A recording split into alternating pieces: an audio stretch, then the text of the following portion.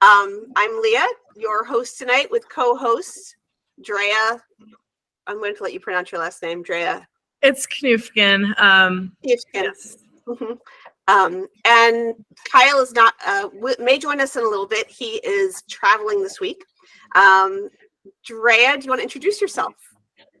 Sure. Let's see if I can be as excited as Kyle. Get much enthusiasm. Hey, everybody! Welcome to the AI Salon. I still can't do it.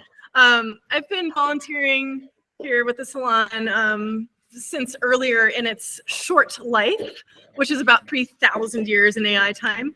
And I am really excited to be here and, co-hosting today. And as part of my intro too, I'd like to say how and what I'm currently thinking about as it relates to AI. Two things. One, AI and game development. How do you use an LLM to build a world? John Radoff is a game developer who's gotten pretty far there, and it's pretty fascinating. And then the other thing I'm thinking about is AI and accessibility. So how is AI helping people with certain disabilities, like, movement disabilities or eye tracking or things like that, get a lot further than they could before? So I'm excited. We are excited to have you here co-hosting. We also have Miss Allie, who is going to be, Allie Rowe, who's going to be jumping in to help keep the meeting going, jumping in, doing the things that Ken normally does. He's not here either. We have an awesome salon tonight. John Nack from Adobe is back. He was here, I feel like 500 years ago in the world of AI, but he will be here updating us with what's going on at Adobe and talking shop. And also, I believe, Drea, you're going to demonstrate a cool game, something. Tell us more about that. Yeah. Well, now that we had an alligator wrestling match just getting this far, I'm a little bit hesitant to do it right now, lest everybody is waiting even longer. So I think I'd rather go into introductions and AI news. Let's do it. Okay, so one of our favorite things about the salon is that it brings together people from all different backgrounds to come together into one place to share and connect, meet, and intersect. We're not going to go through values tonight because we're getting started a little bit late, and I want to make sure that we have time for all the good stuff that we're going to have. So I think what I'd like to do is get started. Go ahead and raise your hand. Tell us who you are. Tell us a little bit about where you come from, what your background is, what you love about AI, what you don't love about AI. Everyone has about a minute, and then Allie will go through and keep the queue rolling. Okay, so raise hands and raise your hand if you'd like to say hello today. Or not. Or not. We can also start with the in Denver people. Okay, let's do that. Know where it is. Like, I also got it. You got it. Jeff, let's go to you. Okay, I'm Jeff Ray. I am in Minneapolis, Minnesota, and I have been working on an AI project for about 6 months. That is a new business that I'm starting, and it has to do with AI art and print on demand. And still have a long way to go and learning quite a bit, and I really enjoy this group. Thank you very much. Thanks for being here, Jeff. Thanks, Jeff. Nakia. Hi, can you hear me? Yep. Yes. Hello, Nakia.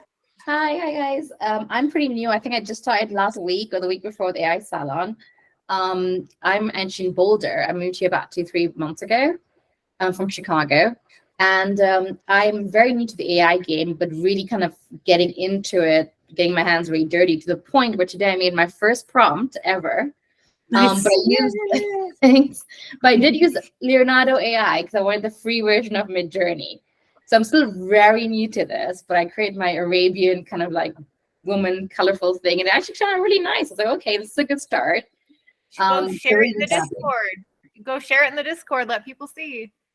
How do I use it? I'll figure it out. Okay. Or if somebody wants to show it to me, I can definitely do that. Is it like a screenshot?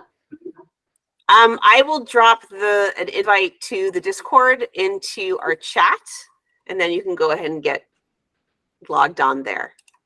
All right, perfect. Yeah, I'll take a screenshot, I guess, and just tell you what I did. But yeah, the first one ever. Thanks. Excellent. Thanks. Glad you're here. Yeah, thank you. Let's go to Lee. Oh, hi, everyone. Lee Chasen here in Northern California, Sacramento, about 2 hours from, I guess, San Francisco, depending on how you get there. Real quick, so I have a consulting operation that I call Glider Cell that's been around since about 2016. Right now, I'm doing prompt engineering consulting work, and I have a number of contracts. One was creating a therapy bot for an EFT practitioner. And it's about, let me see, it's like 3,000 words prompt, but it condenses like all of her research and all of her methodology and her tone and how she speaks and all that. In education, I've got a Global Challenge Project, which is 3 prompts that students launch, and it runs the entire game for 2 semesters if needed. So I've got a lot of projects like that in the works. I'm hoping to do some recruiting so that I don't have to do this by myself all day long. And I'm looking for, creative-minded people who believe in what we're doing. Excellent. Welcome. Thanks for being here, and drop links and contact into the chat so people can get in touch.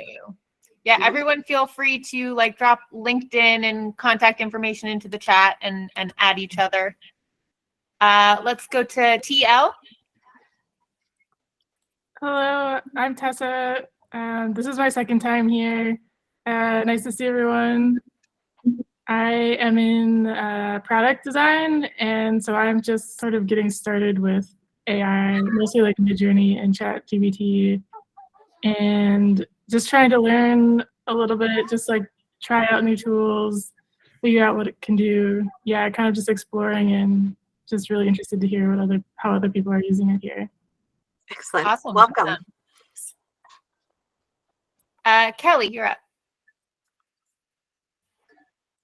Hi, sort of dark in here. I'm Kelly. I'm from Brooklyn, New York. I'm a teacher. I teach young adults with disabilities. So I'm interested in kind of exploring how, Drea, I believe, stated earlier, just accessibility and how it can support people. I'm kind of interested in terms of communication, specifically how it can support my students. And I've been using Midjourney to create images for my students, visuals. There's lots of, not a lot of resources that represent my students. I teach a very diverse population. So I'm kind of developing images that support their learning materials that they can relate to more. Cool. This is my Awesome. second session. I was here a few weeks ago, and now I'm back. Welcome. Thanks. Good to see everyone. Coming back. We're glad to have you. Thanks. Yeah, Kelly, also, we have, I don't know that I'll be showing the YouTube video today, but I did interview a developer named Anton. He's got severe cerebral palsy, and he's in Ukraine right now. And it is amazing what he's been able to do with large language models and sort of coding assistance. So there will be more on that and sort of LinkedIn and in our social feeds soon. I love that. Thanks so much. It's a great plug to join the Discord, follow all our social channels, LinkedIn, all that. We'll drop it in the chat if it's not already there. Anyone who joined a little bit late, if you'd like to introduce yourself, feel free to raise your hand. In the meantime, do we want to go to the Denver office and do introductions there? Yeah, I think we're going to have to play musical chairs. If I move this computer, everything's going to go away. So here we go. Hi, my name is Jane Endicott. I am a content writer using ChatGPT for my work. I'm also a organizer for the salon, and I think one of my favorite things is just all the different people we have coming here with different aptitudes and strengths, and just bringing different gifts to the discussion. So I just really appreciate everyone being here. And next, okay. Hi, everybody. I'm CJ. I'm a graphic designer for the ARC, where I do develop graphics for those with developmental disabilities. And I'm also a generative artist, where I am working on my next gallery installation. So that's me. Hello, Steve Gargiulo. I run a small talent development studio, and we're currently on a journey to try to automate a full 40 hours worth of work a week. And we're 20 hours in with 6 weeks left in the quarter to go. I love that project. That's awesome. Hi all, Zach Zimbler. I'm a software engineer. I'm working on a product analytics startup that is going to potentially use some large language models. Thank you. And by the way, Zach is why everything's working right now. So thanks, Zach. Okay.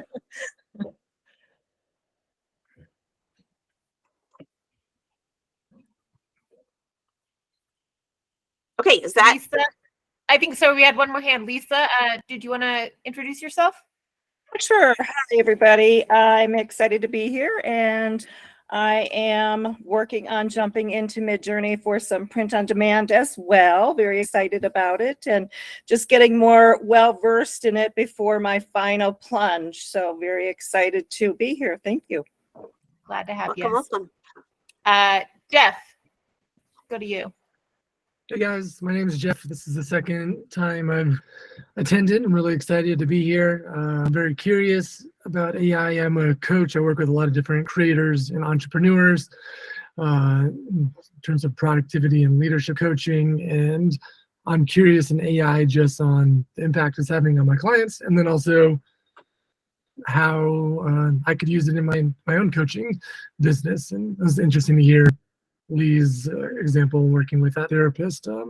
Really cool stuff. Might have to connect with you to see what you're up to after that. But yeah, I'm mainly here just because I'm curious, and last time I had a lot of fun, a good group of people doing all sorts of wild and awesome stuff. So thanks, guys.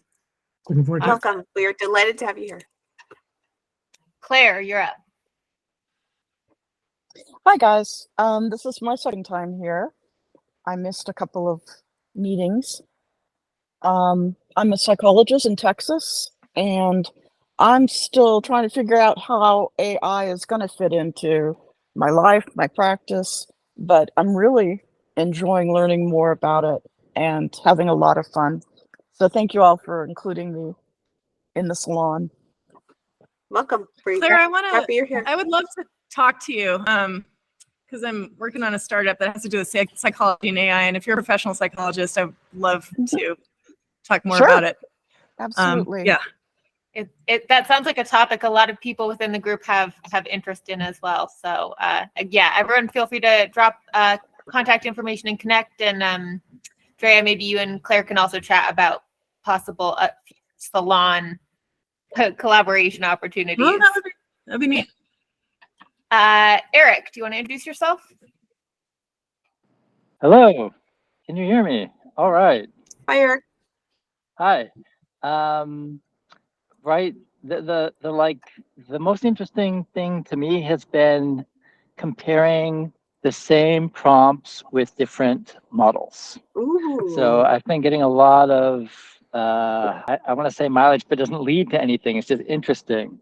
But as far as playing around goes, I've really enjoyed just comparing what is the output from identical prompts across Midjourney or Dolly, or Dolly via Bing versus Dolly via GPT. I'm a GPT plus person, so even that will differ. So that's been fascinating. And as far as what I've actually done, it's funny. I just did a poster design, and I used Midjourney to create images because I didn't want to look for historical images without copyright, and I didn't think they were that good. And the client was like, "Love the photographs." And then later on, "Oh, we need to be able to sign off on these. What's the source?" So that was very cool. Cool. Yeah. Awesome. Cool. Anyway, that's what's going on. Good to see everybody. I think that's everyone. I'll pass it back to Drea and Leah. Excellent. All right. Thanks, everyone. I'm really glad you're here. Okay. So, Drea, so we're not going to do, we want to do the game or no? We're not, sorry? We're not going to do the game tonight. Or we'll just go straight to news. Let me see you guys. Let me see if I can get here. Yeah, we're just gonna go straight to news. Excellent. Okay. I'm not gonna poke this bear.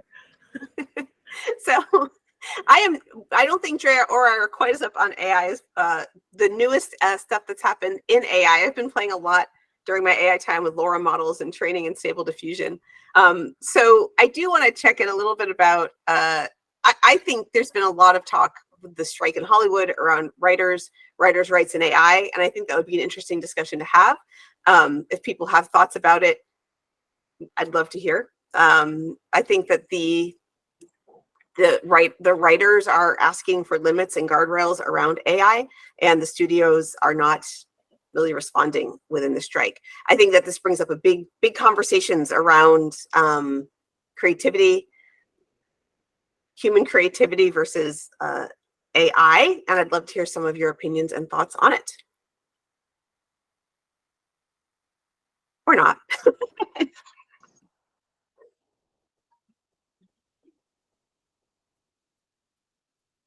I'll add my 2 cents if everyone's cool with that.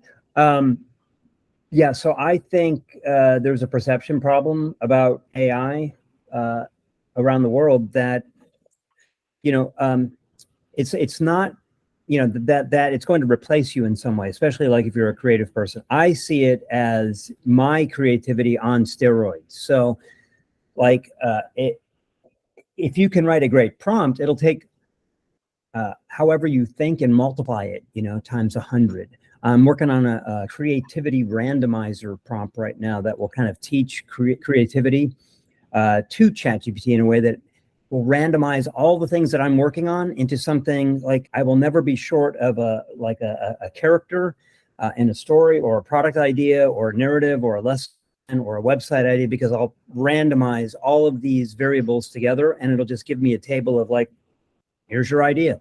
So I just don't think it's going to be a threat. Okay, excellent, great. It looks like Rebecca. Oh, Eric's hand is raised. Hi. Yeah. So kind of in response to that, I agree that for me, ChatGPT has been like an accelerator in terms of like minimizing just the amount of time I spend on it. But at the same time, it's like we don't know what it is yet, and you have to remember that these writers, they're not just making contracts for today, the contracts for the next 5 years, and 3 months, 6 months, a year down the road, we don't know what these programs can do. And so it's as much of protecting the unknown of what is going to come down the road as it is, protecting them from what it is today. And, I think that from what I've heard, it's they've learned that lesson from streaming. The last time that they negotiated the contracts, streaming wasn't as big as it is now, and they're losing a lot of income because they didn't negotiate for something that they didn't know in the future. So I think as much as I love using it for creativity, I think they should fight tooth and nail, die on this hill, because it's whatever the result, the outcome is probably going to impact other industries as well. Excellent. Okay, next we'll go to Eric. Yeah, hi. I'll say, I don't know if anybody watched Ethan Mollick's recent How to Use AI as a Teacher or Student little video series they just stuck up from the Wharton School on YouTube. But he made the point that I've been hearing over and over and over, which is basically, it's a thorn, ethically it's a thorny thing because it's trained on the entire internet, and what does the entire internet consist of? But artists, work by living or dead human artists who expect to be compensated for their work.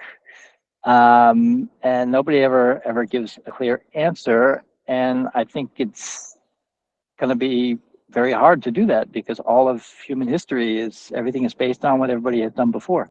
So every tool and every piece of art, nothing's created in a vacuum. Nobody's born into a world with the same colors and the same history of art. And it's all a big accretive endeavor. And but personally, what I have found very surprising is that the more I think about AI, the more I'm drawn to do things like garden or things that AI can't do yet. Right. So that's some of the maybe the things that make us feel more human. yeah. Okay, Exactly. Rebecca, you're next. Yeah, I would reiterate what Jane said, and I would tie it together with what Lee was saying, in that it's not so much now that's the challenge, but what happens when you have 40 years of Simpsons writing and you train your AI chatbot on that particular writer's information, and you give it a randomized creative set of parameters, and it just starts spitting out what a writer might have done. Yeah. Without, you know, compensating that person who trained the AI. It's also the same with actors, right? They're facing similar challenges with AIs that are going to look like them, and the desire of Hollywood to have the licenses to those AI impersonations in perpetuity so that they don't need that person on screen. So I think that short-term technology isn't there yet to really put them out of business, but long-term, I don't see anything helping them if they don't if they don't take a stand right now. Yeah, good. Okay, and then next we have Ellen. You're up. Okay, how about Vanille? Sorry, no more to add. Oh, what? Wait. Okay, Vanille. Okay. You're I mean, I think they should definitely fight for whatever piece of the revenue they can get. The problem with fighting for the future in a medium of the past is that you don't know what's going to happen to it, right? Like long form narrative video or film, I can't get my kids to watch it that often. Right? Just don't care. What they want to watch are like small clips on YouTube for their micro niche of interest for this moment. That's probably where the money is going forward. So trying to compete in a dying medium, you should get the money while you can, but you should really get into something else. Interesting observation. So everything is going to shift and change anyway. It's an interesting argument. Yeah. It's like trying to get music rights before Spotify was invented, right? Got it. Like, it doesn't make sense. Yeah. It makes sense. It just doesn't work well. Yeah. Yeah. Okay. These were really great thoughts. Does anyone on Denver have anything they want to add? I feel like this is a good conversation. I guess my observation is that I have trouble disassociating the changes brought on solely by AI in the creative field from the bigger picture of political disagreement, a sort of economic stagflation, some global tension. It's sort of all I think is complex system, and I'm with Jane. I feel for what's going on. I was trying to get out of professional writing, but did it for a long time. But at the same time, it's like, how do you know if we don't pull thread over here that it's going to affect something way over here? So I'm sort of just chewing cud of my opinion right now, because I don't feel like I can have something well formulated with so much complexity. Rebecca. Okay, I just wanted to add, Dre, to what you were saying, because that's actually, so I work in future studies, and that's actually a huge problem from an individual perspective. But when you add everybody and you start to draw out consequences, so starting with the center and moving out and further away and seeing if this happens, what happens next, and then if those things happen, what happens after that, is such an insightful exercise. And then you only need like 3 or 4 people. So y'all, when you go get a drink, should just start doing that. It's so enlightening and brings a ton of perspective that you wouldn't necessarily have thought on your own to the table. Oh, that's cool. So that's a theater exercise where you actually are sort of doing like first order, second order, third order consequences, but in human form through the voice of the human. So you don't actually have to act. I write it down. Okay. I'm no good at charades, but like you would write down in the center what the change is that you anticipate either now or in the future. And then you would say, all right, if this is what happens, then maybe, this second order impact happens. So, you know, they just don't bother going with the union at all, and they go outside and they just hire AIs and take a gamble. If that happens, what happens next? And there's all these different inputs that other people will have based on their lived experience and their knowledge and what they've been reading and what they're seeing that add to it and make it a much fuller, longer term and interesting picture. It's called an impact wheel. You can look it up. Impact wheel. I love that. Thank you for sharing that. Yeah. That's so cool. Lee, we'll take one more and then we're going to start moving on. So Lee. Yeah, because what I said before needs a little bit of an explanation. So in 2005, Daniel Pink, who is Al Gore's former speechwriter, wrote a book called Whole New Mind, where he predicted that sometime in the future, we would need these creative generalist types, these hyper generalists, because there'd be so much technology around. We'd need someone who is creative enough and a big concept thinker, visionary types to piece this all together. So my response to, you know, writers losing a job would be, now you need to step back and go meta and merge all these things together in new and creative ways that have not even been created yet, like mega prompts. You know, mega prompts that are working on minor prompts that are, you know, basically you have a new palette of different colored paints and you're going to mix it together in entirely new ways. So I just think we need to redefine what a writer is, redefine what a creative person does. Lee, can you remind us again who was the author of that or the thinker of that you Sure, said at the beginning? I can put it in the text. Okay, that resonates with me for sure in my career. Yeah. Okay, we have some. Hello, jump in. Me?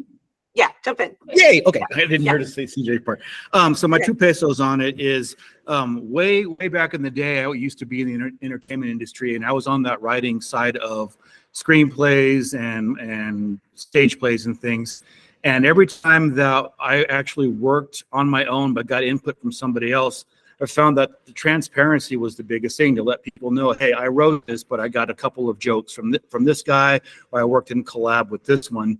Now that I move forward in a career and I'm doing graphics, I find that same part of the accountability and the transparency to be the biggest thing. When someone asks me, how did you create this graphic? Where did it come from? I very honestly say, hey, it's a prompt. I work with AI, I work with the tools, as well as all the Adobe suites and everything. I put all my imagination into this, and a computer helps me realize the vision that you have and the vision that I have in my head. And I think that part of it that's not happening as of right now. We're not talking about the transparency when someone decides, like the South Park episode, when they had the last 2/3 of it written all by AI. The very end, the last credit said also written by ChatGPT. Even though they meant it as a joke, it's still part of that transparency. And I think that if we all start on that avenue right now, saying, this is the tool that I'm using, this is how I'm using it, as along with my own personal human imagination, I think that could possibly quell some of the fears that are going on with it all. 2 cents. Great points. Excellent. Okay. Yeah. I appreciate so many points that were just said. So thank you for contributing, everyone. Okay, so I think it's time to introduce our guest tonight, John Nack from Adobe. He was with us early on in the salon, and I don't even think Firefly had been launched yet. Which is crazy. That I think that was the Carter administration. Yeah, January. So it does feel that way. Nike nutty. Yeah, that is weird to think, because it hasn't even been 5 months that we've been out the door. But every time I hear myself say that, I don't believe it. Yeah, it's amazing. So anyway, here you are. Welcome to our salon. Welcome back. We're so excited to hear updates and things and your perspective. And I will hand the camera over to you. All right, thank you. Well, let's go for it. So let me try to share my screen. Tell me if you guys see it. Hopefully you're seeing yourselves. And then they would do the weird little inside effect. Okay, so you guys can still hear me, right? Yes. Okay, yep. So I don't know a way to make a little inset float around, unfortunately. So please just intervene. I talk a lot. I'm on my way to Ireland. I may kiss the Blarney Stone a third time, which is probably a terrible idea because it's supposed to give you the gift of the gab. I.e., I'm not self-terminating. So please just interject. Well, especially I can't see anybody waving a hand. I want this hopefully to be interesting to you guys, obviously, and interactive. I guarantee I haven't seen probably half the cool things you have. But I thought I'd just take you on a tour of neat things I've been seeing. I can very briefly hit on Firefly just because, given that it's been out for a few months, I imagine you're familiar with it. If not, you'll get this super, basic taste here. And then we can kind of jump to some of the things we're working on or just some of the things I see coming around. But like I say, please interject. I'm just going to try, just because I wish, I don't know if there is a way to see. All right, well, I never thought I'd say I've been spoiled by Microsoft Teams. That's not a thing you hear a lot, but it does at least have a little pop-up, which floats. If people, I can watch the queue, and with people have their hands raised when All right, there's a natural break, I can have them jump in. How's Okay, that? Okay, that cool. sounds good. All right, Great. I'm just self-conscious about talking too much. Okay, so let me just start you with, just in case you haven't seen Firefly, come to some of the basic things we do. You can go to firefly.adobe.com. You just need an Adobe login. You don't have to be a paid user. We used to have a wait list, but we got rid of that, thankfully. I will just tell you anecdotally, people talk about like, oh, the server flooded. But like that first week, literally the server flooded. And it's like, well, how can that be? And how can there be one server? And it's like, oh my God, of all the things we thought to take into account, the fact that it would just be one server for emailing people credentials did not occur to us, nor the fact that it would be like in some leaky room in Portland. But that was the worst thing that happened, which is good. I mean, the other worst thing was that so many people have used this that it was just kind of off the charts in terms of demand. I think we're well over 1 billion images generated. And most of that is through Photoshop, and most of that is generative fill. So that really has just been since May. So that's just 3 months ago, which I cannot believe. If you haven't tried it in Photoshop, I'll show it to you there. Definitely check it out. You basically just need to go to this little guy up here, which everybody kind of tends to ignore. But it's the little, if you have I'm the going to call on myself real quick, just because I want to make it like crystal clear for everyone here. I'm pretty sure you just said that you do not need a paid Adobe subscription to use this on the website, right? So if anyone on here wants to get started with generative art and doesn't want to pay for a subscription to anything, this would be a good place to do that. Yes, exactly right. Thank you for that. Thank you. Yeah, now for Photoshop, obviously it's a paid subscription, but I think I'd have to double check this. I think you can download the trial version and then the beta on top of that. But generally, if you have Photoshop or if you have the other, Creative Suite apps, you can go under I guess it's under beta app. So it's just this little desktop app. So if you've installed Photoshop, you have this little thing, go up there, you can download it. We can talk about that. Okay, but let me just take it through the speed run of the website and then get into some of the newer stuff too. So, as you'd imagine, the site is all about creating. And of course, you can create with text to image. So we try to highlight some of the really cool things people have been making. Let's go ahead and we could try this little guy. So one of the things a couple things. I mean, one, it's really under the hood, but it's like, how is all of this stuff sourced? So a differentiator, mostly for good, although it also brings some limitations, is everything we trained on, Adobe already had a license to. So specifically, there's hundreds of millions of photos in Adobe stock. So all of those are things that the creators have stipulated, yep, it's okay to use. And then there's also things in public domain. So what this means is you can feel confident in using these things for commercial use. But in the very short term, you'll notice when you download something, it will, let me just go ahead and download this. It'll actually tell you, it'll stick a little, and there's a bunch of our boring stats. It'll stick a little affordance here, which says Adobe Firefly, not for commercial use. We are working to change that, but that's just a thing in the short term. One of the things we need to do in order to change that is to make sure we're actually compensating the people who've contributed their work. So that, as you might imagine, is a sort of long, laborious process. But the good news is, in the very near future, we will have some announcements whereby we can get rid of the watermark and we can say, you are able to use this stuff for commercial use. Okay, so I know I'm jumping around a lot. That's par for the course, but I feel like I'm with my people. So hopefully not too onerous for you.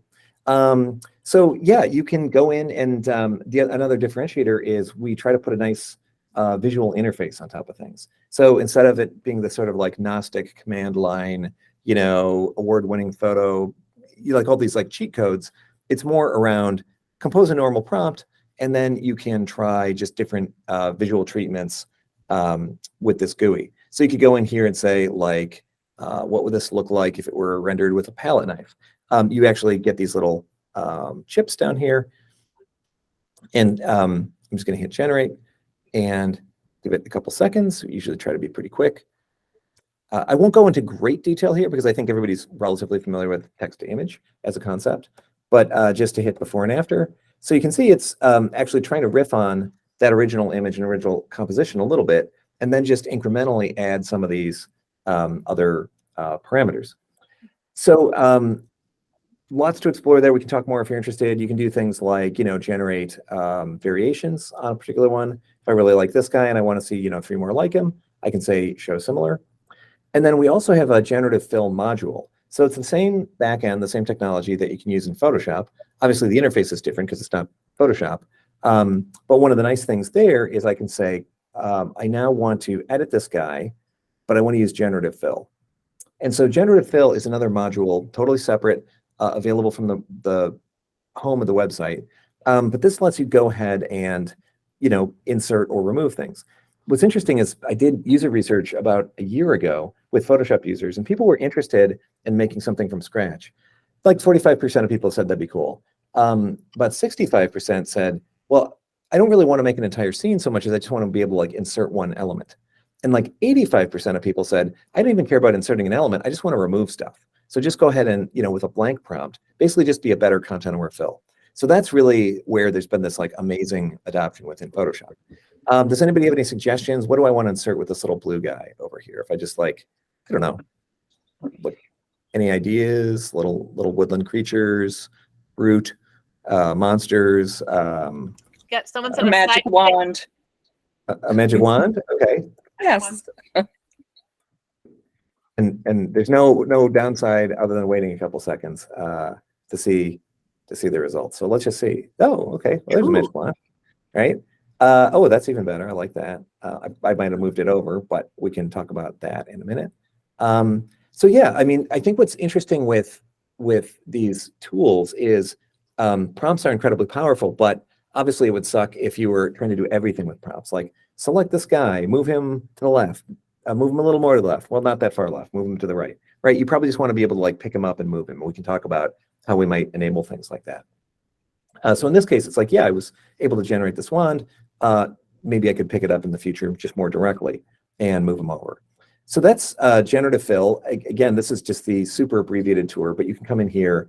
We have some demo files you can play with. Obviously, you can upload your own image, or like you saw, you can start with one generated in text to image. We also have a thing called text effects, which is kind of cool. And so you have a prompt in here. Here it just says mossy. And then you have a word that you can modify. So if I just wanted to say AI artists,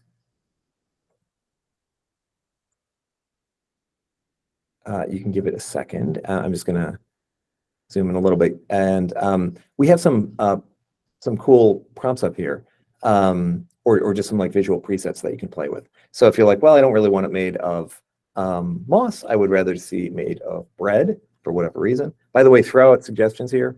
Let me know what you like. What if we said scorching fire? I've not tried this before. Of course, I should have before the thing, but it's also a little bit entertaining just to see how it works in front of people live. One of my favorite things about this is you can copy and paste. Oh, that's bold. I don't know if don't judge the aesthetics. Just you get the idea, and then please go to the website. You can play with it while we speak if you want to, or really anytime.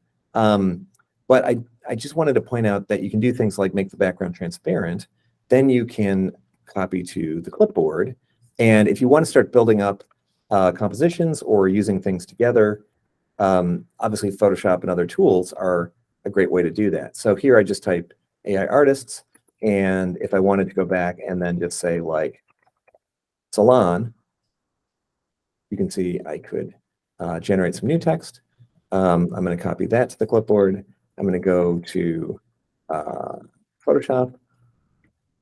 And again, you get this, like, let's be honest, semi-annoying little watermark. Again, that is very much meant to be a temporary matter. But that's just where we are now, just to kind of let folks know that this is great to play with and explore, but it's really not fully cleared for commercial use just yet.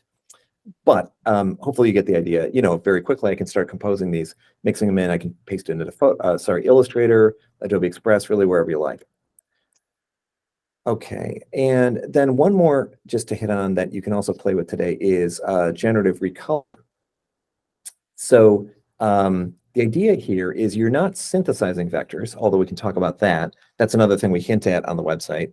This is taking vectors that you've already got and then using generative AI to remap the colors.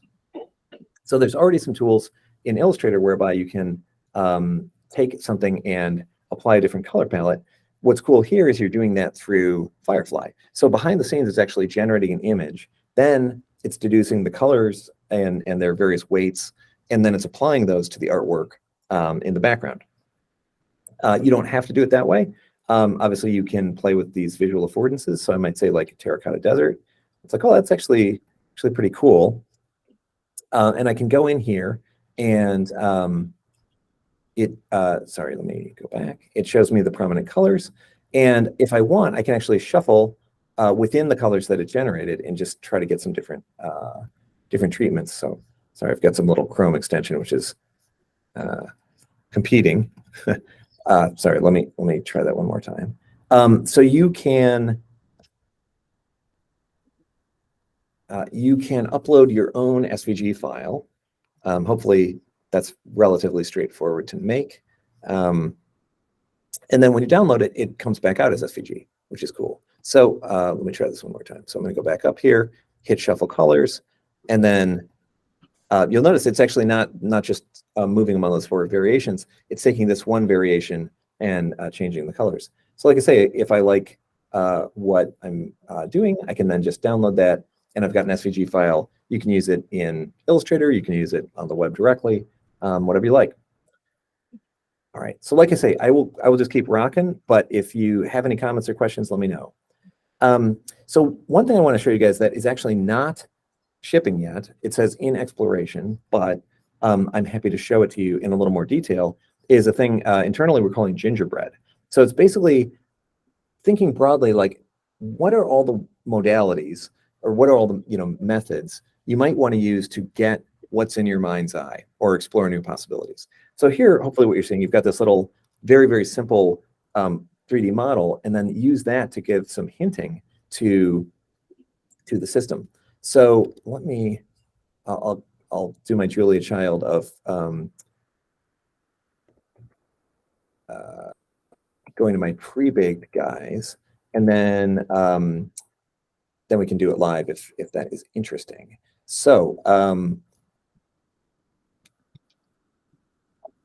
so here, this is using an earlier build, and it's a little bit sped up just for the sake of the demo. But the idea here is not to become a 3D master artist by any stretch. I'll always have some chagrin about the fact that I helped get 3D support into Photoshop like 15 years ago. If you don't remember that, that probably tells you everything you need to know, because it just never got to the point where normal people could or frequently did use it. Here, though, and I don't want to keep talking over myself for the demo, but the idea is, instead of messing around with like complicated stuff like texture creation, UV mapping, lighting, materials, all of which are great and amazing, but non-trivial, really the focus here is more like dollhouse furniture. So just go ahead and place some stuff where you think it goes. It doesn't even have to be the thing that you're describing. So, I have an example where it's like this big lumpy pile. It's like, well, is that mashed potatoes? Is that the Rocky Mountains? It really could be any of those things. There's no intrinsic mapping between the shape and what you describe. So it's really just meant to kind of guide the system. So here, laying out some really simple sort of like Lego level furniture or shapes, you're guiding how the system is going to generate this the city. So you're getting the same camera perspective, you're getting renderings of the different buildings. So as you can tell, like right now we got kind of draft quality. We need to keep working on it. This is actually a month or two old. So I think, you know, before we ship it, we will work to make that better. Here's my kind of personal fave. So again, I won't say I'm useless with 3D tools, but I'm definitely, I'm perpetually newcomer. So here I was just screwing around with this little donut shape. It's like, you know, what can I do with that? And then by rotating, I realized, oh, actually, it kind of looks like a sea monster, or at least, you know, like a serpent coming through the water. So what if I typed in an intimidating sea monster, you know, rising from a dark and stormy sea, and hit go, and you give it a few seconds to think, and boom, I've got a sea monster, right? And so you can kind of click among these. Now, it happened to choose this sort of like painterly style. I didn't specify that. But if you think of this as just one mechanism for feeding ingredients into the engine, then you could imagine, oh, well, I could just use the rest of, you know, prompt composition or those like, you know, visual treatments you saw previously. And again, I could start refining and getting different interesting outcomes. All right, so if you guys want to see it live, which is kind of a rare treat to get to do. Sorry, there's too many interesting things in tabs. I will try to make it through as many of these as I possibly can. Oh, before I do, let me just show you one other example. So this was kind of fun. So here I took that same donut shape. Clearly, I like that one. I dropped it in. I did a couple different treatments of it. So here you can see, you know, this was the original on the left. And I was like, oh, I want it to be inner tubes. And I think I said, you know, inner tube sandy beach or something. And it just filled in the rest. In this other case, I was like, oh, it's literally exactly the same scene composition. I just had a bunch of delicious jelly donuts and maybe a bunch of jelly donuts. And there, from there, I clicked generative fill. So just like I took the little blue guy on the forest and popped it over. One of the cool things in generative fill, there's a auto select the background. And so I selected the background and then I specified what I wanted to change. And I forget exactly the prompt, but I said something about, you know, floating on the water. And again, I will never get over just how eerily smart the system can be sometimes. So like, not only is it making water, it's actually like generating reflections, which are like appropriately distorted on the water. So I don't know, the fact that like we're not all having conniptions is to me, like, it's a wild statement, like how quickly we kind of metabolize magic. But what's cool, obviously, in these systems is it's not anything to the exclusion of anything else, right? Like if you like Midjourney, if you like Stable Diffusion, you like, you know, DALL-E, fantastic. Like you should definitely use those things together. We just want to make it possible to kind of mix and match whatever makes sense. So it's like, if you want some generative fill, if you want some text effects, like as much or as little as you need. In fact, one cool example I saw somebody out there did, I'll just play this little video. I forget who, or I would give them credit, but please tell me you'll play. Or maybe it won't. PowerPoint man. If it doesn't play, I have a whole bunch of links written down that I'll drop in when we're done. But let me try one more. And hopefully you guys can see this. But like this really cool kind of like 8-bit 80s vaporwave thing. And if it will play, you guys still hear me, right? Yeah. Yep. Okay. Yep. Just making sure they weren't fighting. Okay. So this, if you haven't seen generative fill in Photoshop, this will give you like a warp speed tour of it. So obviously made the whole composition in Midjourney, but what's really cool, excuse me, is just by making selections, you know, lasso tool, marquee, you know, select subject, whatever you normally use in Photoshop, it just, you know, it works with this command. And so you can either specify what you want to go into that space, or you can just leave it blank and it will attempt to remove things. This is kind of blowing past it. I can tab over to Photoshop if we want to see it. But there's a new properties panel, and every time you run the command, it generates 3 different variations, and it then puts them in over on the side. And so what's cool is it's never destructive. You can always choose among those, and you can change your mind later. You can rerun the prompt. So it's basically a smart object, if you're familiar with those. And it just has some generative parameters attached to it. All right. I always love to see like the weird stuff people get up to with this. So, oh, and by the way, there's that famous meme of, you know, how do you draw an owl? It's like, well, draw two ovals and then draw the rest of the effing owl. But just for fun, one of the engineers was like, okay, like, it's like draw some circles. And it's like, yeah, just literally draw a circle and an oval and then tell it to make an owl. So definitely life imitating art, which is kind of fun. Oh, and then here I already have it open. So yeah, here's another fun example somebody did using generative fill in Photoshop. So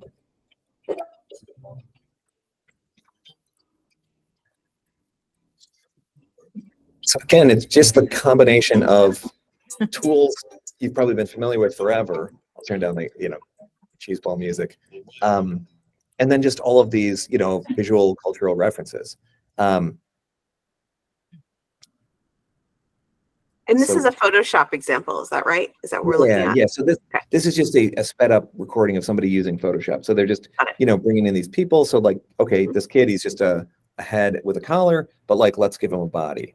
And then of course you can do, you know, normal Photoshop manipulations and then start just synthesizing things on the fly. That kid, so give that kid a body, or give him 3 different bodies. Give this kid a body. Choose among those. Really pretty amazing. Somebody took Biggie and Tupac in separate photos and like brought them together. So I thought that was like very constructive way to look at things. And I think this was recorded before the generative expand capability was added in Photoshop. Let me get rid of this gorgeous thing. And I've never tried this before. So again, why not try it live in front of a group of nice people? So it was first day of school yesterday for my kids. I don't know how this will look. Oh, come on, kids. Well, maybe that won't work. Actually, let me just, in the spirit of full disclosure, I'll show you a place where it failed me, but at least in an entertaining way. So I realized the other day, so by the way, absolute non sequitur. There's a company called Brickmania. They make things like a Lego Bluesmobile. I just thought you should know. It's pretty awesome. Now I have one, so that's very exciting for me. I also had a birthday, so that was cool. Good excuse to get treated. But anyway, I obviously had not bothered to shave. And so I was like, oh, I just wonder how well we would do. So I made a selection roughly of my skin, and I said smooth skin, and it, for some reason, made me even older, which was not entirely what I had in mind. So this stuff is very much still a work in progress. Like I say, it's in the beta of Photoshop. We're going to keep working on the model. So I thought this was sort of a fun example where it did do something like kind of impressive. If you'd asked me to do that by hand, it would have taken me a hell of a long time. Just not the thing I actually happened to ask for. Let me show you though, down here, this is a really cool example. I was using it with my son to do some Lego photography. And so normally to do something like make this little Indiana Jones plane fly, I would have taken multiple shots with my hand in different position. Then I would like try to register it in Photoshop and like Photoshop it out. Here, actually what I did, I should ask, but I'll just give away the secret. So this really was my hand really holding up the plane. But really through about 2 clicks, I was able to completely get rid of it. So 1 click was just select subject. So now there's a new tool, which as you mouse around, you might see it's like lighting up regions of the photo. And then the other was just generative fill. And I didn't type in anything. I just let it go. And if you don't type anything, it'll attempt to remove whatever you had. So I've asked people like, well, which do you think is real? Do you think it's like the rock background and I inserted the hand, or is the hand real and I removed it? And the fact that you could even ask the question to me is a good sign. So so super fun to play with. Like I say, over 1 billion uses to date, which is super insane. And then I should probably point this out. If I can here, I'll just bring this guy back up. The other way you can use it is via the crop tool. So if, again, you know, I have not tried this, but let's just see what the hell. So if I just wanted to make a different aspect ratio, I don't know that I can zoom it in, and so it's probably tiny on your screen, but you have this command called generative expand, and I could type in what I want to have expanded, but I'm just going to leave it blank and see what happens. So YOLO. So again, it'll take, I don't know, 10, 15 seconds maybe to run. If anybody has any comments or questions, hit me up. But otherwise, we'll just see. I would like to say there have been numbers of campaigns that I've shot where the original art direction is like a square image for me to shoot, but then it ends up going on a bus side, or it ends up like on a billboard and they have to extend out, and some poor retoucher is extending it out. And I think you just took their job. Well, hopefully we let them do more interesting things more quickly. Right. Yeah. No, for sure. It makes their job easier. Right. But literally, I mean, the reason I know Kyle is I somehow BS'd my way into his company like 25 years ago. Basically because it's like I would do dumb stuff for cheap. And after doing enough dumb stuff for cheap and listening to enough REM and drinking sodas, I was like, I could probably do something else with my mind. And so, was drawn to come to Adobe to try to make tools that would like take a lot of that drudgerous crap out of people's lives. And I tend to think like probably extending this image was not like the symphony of creativity that got somebody into the game. It's probably the kind of thing we could just use robots to make easier and better. So so hopefully what you're seeing here, again, I could probably get better results if I told it what I was looking for. But the fact is, it looked at my arm and was like able to extend that. And it looked at the cabinetry back here and extended that. And you get these 3 different versions up here. I don't know who that is. That's kind of eerie and exciting, but there's some dude back in my non-kitchen. So if I wanted, again, I could say, I have no idea what this will do, but I'm just to demonstrate that all these parameters are now attached to an object and they stay editable. Let's just see if I told it, instead of naively it trying to extend the kitchen, I'm just going to say, what if it was in a jungle? And so we'll see what happens. No, not really. Okay, that's maybe a little jungly. I don't know. It's always trying to have this, to strike a balance between what is it you asked for, and then what are the sort of pre-existing conditions you're giving it to try to fill in the image. So, but again, no harm, no foul. You can always rerun. Say again? Does Adobe have, I know that prompt crafting for different platforms is different. Like prompt crafting for Stable Diffusion is different than prompt crafting for Midjourney. And I'm wondering how Adobe, so much of this feels exciting because it's accessible, right? Mm-hmm. Everyone can use it. It feels like other Adobe products, right? It has choices, and you can see how it's going to get more and more complicated as time goes on, but it's almost like the first time you use Photoshop, right? Or I use Photoshop. I'm curious about with the prompting, how is the prompt crafting with Adobe sort of unique to Adobe? And I was thinking of what you just said, which was in a jungle. If you put plants, tropical plants along the equator and all the sort of stuff you might put into a Midjourney prompt, you could probably get a pretty good jungle. And I'm curious about how you guys, how are you guys approaching that? Yeah, so one of the things that's really dear to my heart is trying to get there being kind of a social flywheel going, where we try to frankly get the hell out of the way and just facilitate people sharing ideas and best practices. So in the short term, the best thing we've got is Discord. So I'm just launching it here. If you go to firefly.adobe.com, you click join the Discord up at the top. You can jump in there and you can go to Firefly, and people have all kinds of channels going. This is where we announce some stuff. There are, new members, there's questions, features and ideas, issues. So, just good ways to kind of learn from other people and see what they're creating.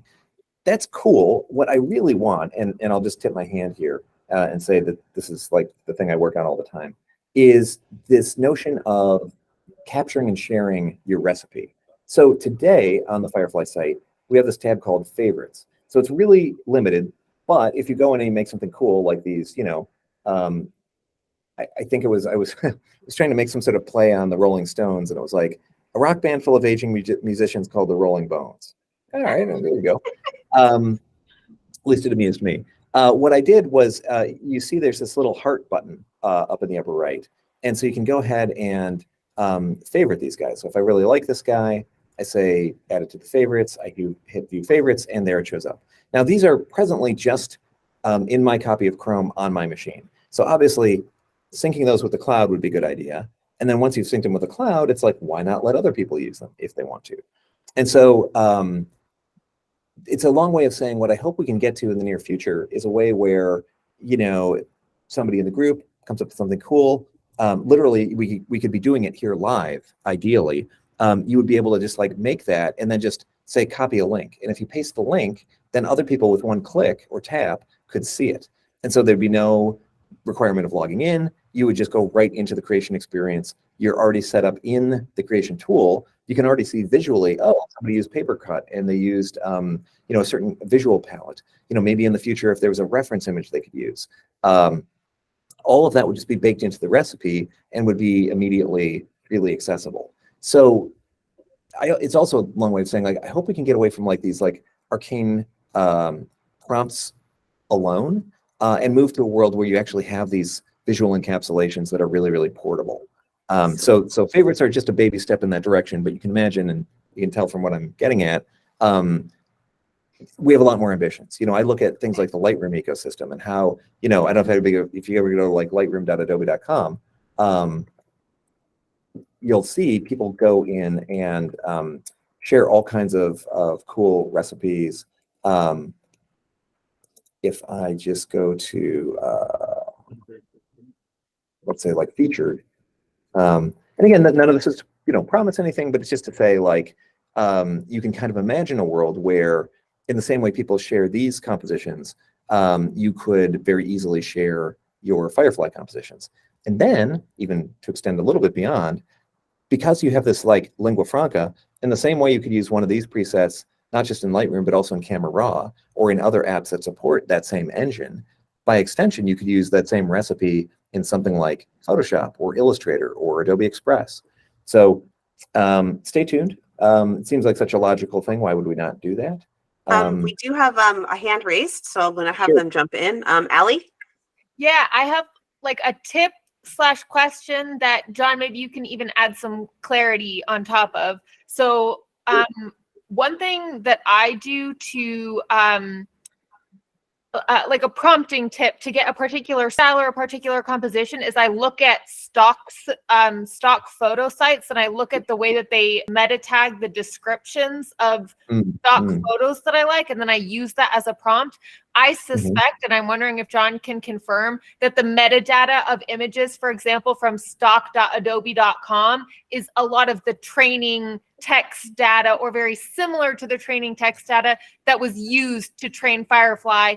And therefore the same would be true, that you could go find even for example, a free stock image on stock.adobe.com and then use just the text associated with that image to create your own new image in that style. Yeah, that's an excellent point. And you're exactly right about how, well, okay, here's my arts and letters understanding of things, but it's basically what you just said, which is it's all the correlations between particular strings of words and particular visual characteristics. And the engine, you know, the latent space is kind of this mapping between concepts and wording.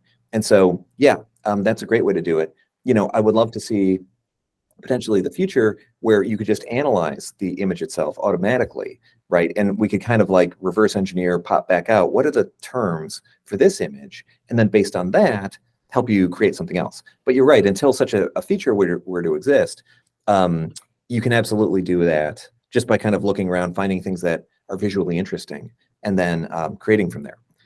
In fact, remind me if I don't get to it, because I would honestly love to hear your thoughts on some of the ethical questions here, but we'll put a pin in that for a second.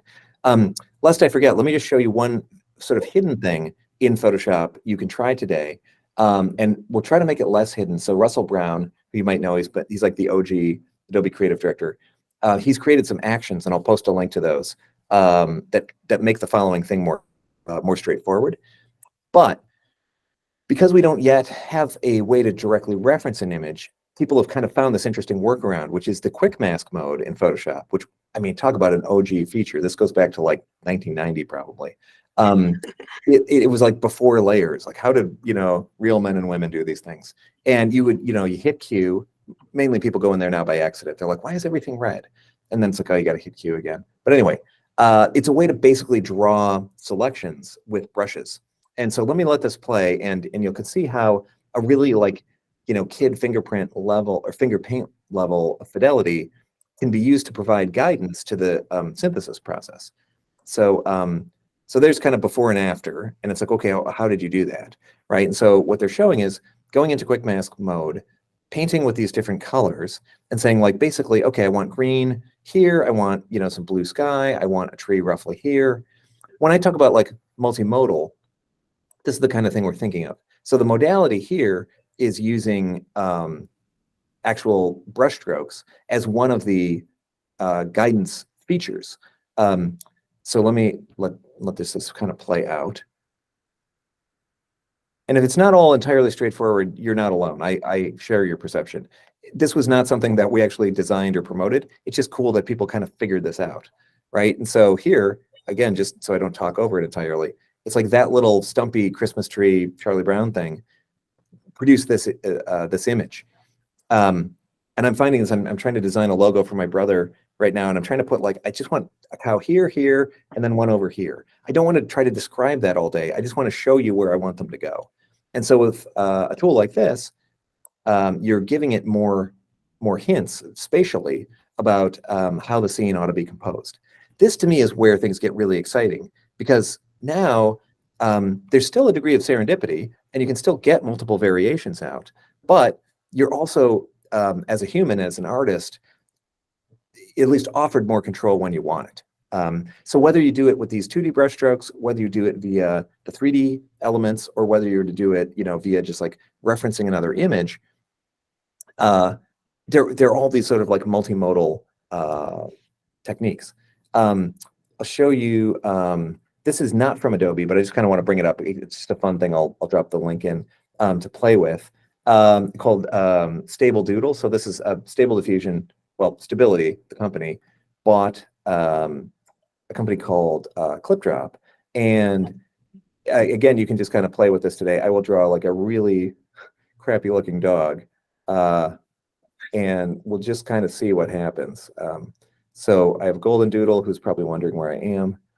It's hard to explain generative art to him, so he'll be fine. Anyway, so thinking in the spirit of multimodality, right, this is just one mode, which is like, oh, well, okay, it's cute golden doodles. All right, it doesn't particularly line up with what I drew. That's interesting. Let me just try again. So I think sketching will be like a really seductive way to do this stuff.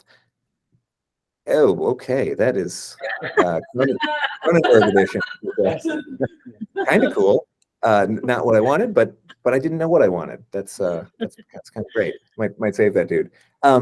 So you can see like the state of the tech is still very much a work in progress. There's a reason we're not shipping something just like this, but you can also see how it's like potentially creatively interesting. One that I would characterize as a lot closer to being useful is something you guys might have played with called ControlNet. So there's actually I'll find you the link for the prototype. So this was not a Firefly thing at the moment, just a full disclosure. But I'll find you the website where I was playing with this. It's free. It's like a Hugging Face type demo. But what's cool, again, in the spirit of using other modalities to guide the process, here I just have like this really simple sketch of a ship, and using that alone, plus the prompt, a container ship on the sea, yada yada, it was able to turn basically a simple line art into this. In a similar vein, I just went around looking for like, free stock imagery, ideas, vector logos. And again, just by feeding in then some different prompts, I'm able to use that seed along with the prompt to get interesting results. The thing that always freaks me out is the fact that there's these light bulbs, and I said something about light bulbs in the prompt, and it's like, oh my God, it's actually making light bulbs light up and cast warm glows on things. Forget exactly what the prompts here were. And of course, batting average varies in terms of quality, but the fact that you can do this to me is pretty wild. Anybody who's old like me might go back and remember Strong Bad. So there was Trogdor the Burninator was one of their characters. And I was like, oh, just what the heck would it do with Strong Bad and Trogdor? And I tried it, a dragon called Trogdor the Burninator. And some of them are like, a little sus, but it's like, then they actually get kind of impressive. And again, it's all just keying off of that really simple composition. And part of the We have- alchemy that, oh yeah, go ahead. We have a hand raised. Yeah. Roger raised his hand. So Roger, jump in. Yeah, so one of the places this capability is extremely useful is if there's things you want to express that don't tend to get captured in the captions and descriptions that are using the training data. So for instance, position of things in the image is really hard to control. But here you can draw the incredibly crude drawing that shows the flower vase on the left and the clock on the right. And now you can get pictures that have that, because before it was nearly impossible to get that. Yeah, yeah, no, you're exactly right. And that's the thing. It's like, you know, the whole picture's worth 1,000 words. Well, there's a reason that cliche is stuck around. And it's like, yeah, I don't want to give you 1,000 words of prompt. I just want to show you the damn thing goes on the left, right? And so I think whether, you know, whether it's a 3D object, whether it's a sketch, whether it's a reference image or color palette, all of that's super valid. The alchemy is then figuring out how do we combine these things in the engine, and then how do we present an interface where it's not, you know, it's become so rich, it's now back to being Photoshop, and we kind of lost that charming simplicity. So that's kind of one of the conversations we're having right now. Just on the 3D thing, let me see. I know I have a build open. If you guys want to see this live, I'll give you the quick demo. So there's my friend the donut. I don't know if any of these strike your fancy. Let me know. Anything you think I ought to do to this castle? Should I don't know, what would be good. Should I put a pumpkin in there? What the heck? Sure. So right. And again, one of the debates we're having is, you know, like how much should we try to have like a sense of absolute scale, where it's like whatever the model, you know, dimensions are, or, you know, do we want to just try to kind of fit everything to the screen, and then you can scale it however you like. And so hopefully these tools are relatively straightforward, and you can use them. So what if I said, like, instead of a beautiful gingerbread castle, a haunting stone castle. Let's see. Oh, where'd my cursor go?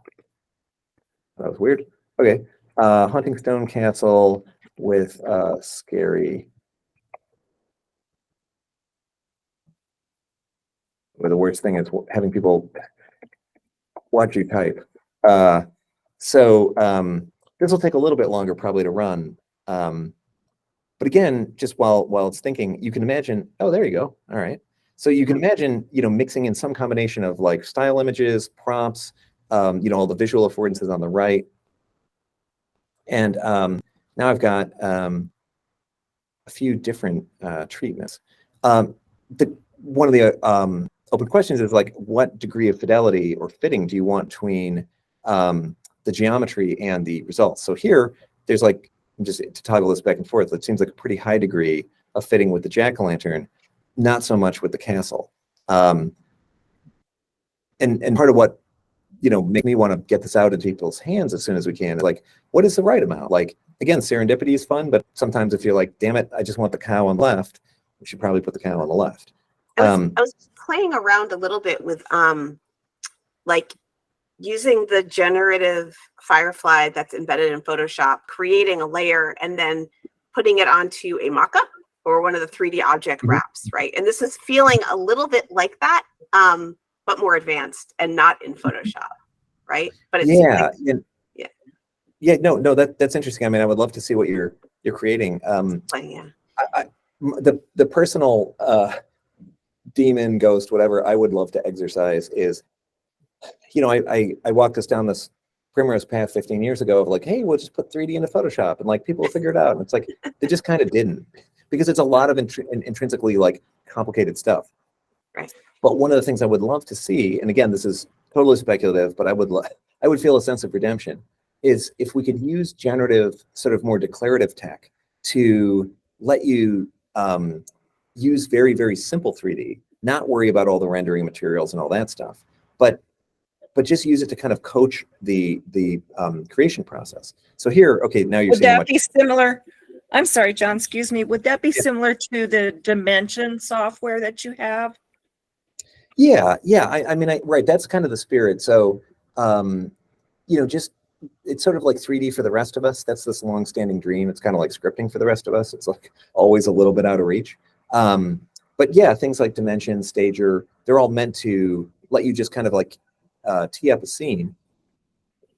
Even there, you still, you're using traditional 3D objects and technologies, and so you have to know some amount about what you're trying to get out. The hope here is we could actually potentially wire technologies like this into tools like that. And so this web prototype is really meant to kind of get feedback and to help people have a first experience. You can easily imagine, though, like via those tools or via Photoshop itself, being able to place a 3D element and then invoke this technology to do the rendering on top of it. So don't even worry about like setting lighting manually, just have the thing that you wanted and have that conditioned off of the surroundings plus your prompt and geometry. Tim has a question or comment. Tim? Sure. Yeah, I've played around a little bit, not much, with Midjourney, and I know Midjourney and Stable Diffusion are really bad at incorporating text into images, where there's a logo or something you want in the image. How would you recommend doing that with the Adobe tools? With not Firefly at the moment. We're just as bad. I mean, it's kind of charming bad in the sense of like you get this weird. It's like if you woke up from a dream and try to explain it to somebody, you get like it approximates what a human would do, and then it just doesn't make any sense. That seems to be just kind of an intrinsic shortcoming of these models at the moment. Definitely, folks are working to make that better, but I can't really give you a good solution. Like if you typed, you want a vector logo, such and such, for Ted Nack Trucking, milk company, you might get a cool looking vectorish logo, but the gibberish language around it wouldn't be very useful. So I just tell people like, that's where we have commands like copy or export as bitmap or SVG to try to make it easy to then just like pop it into Photoshop or Illustrator. There are folks investigating, like, could we do additional like post-processing so you could actually turn any bitmap word into an editable piece of text, which you can imagine being like a really nice hand in glove post-process that you could do on output like this. But that's more of a research project at the moment. Thanks. Yeah. Let me just, I know it's weird to like have you watch a video, and I generally won't. I'll just refer you to this. There's one little bit of tech that exists in prototype form that I thought was kind of cool. So this is a demo I did with Deke McClellan. A really interesting conversation. This is from a couple months ago. But I just wanted to point out, we're sort of playing with the idea of what if you could extend beyond type for those the shapes that you would stylize. And so it's weird listening to me and watching other me gesticulating. But I'm just trying to point out that, like, a type, a shape, or sorry, a piece of text is really just a vector shape. And so what I was just pointing out here in the background is potentially we could extend that same kind of concept so that what you're seeing is, this deer's head with different prompts applied. And then you could see a stylization set of presets over on the right.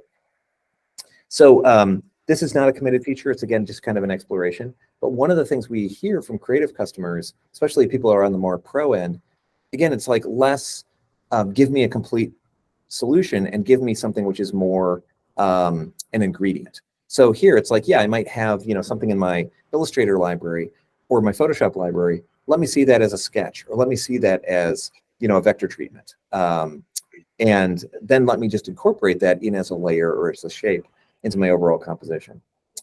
I think one of the most exciting things is not so much an off the shelf. It's, I have this workflow I've had for 20 years. It's evolved over time, and it's really cool when the AI starts to just kind of plug in and make things really easy.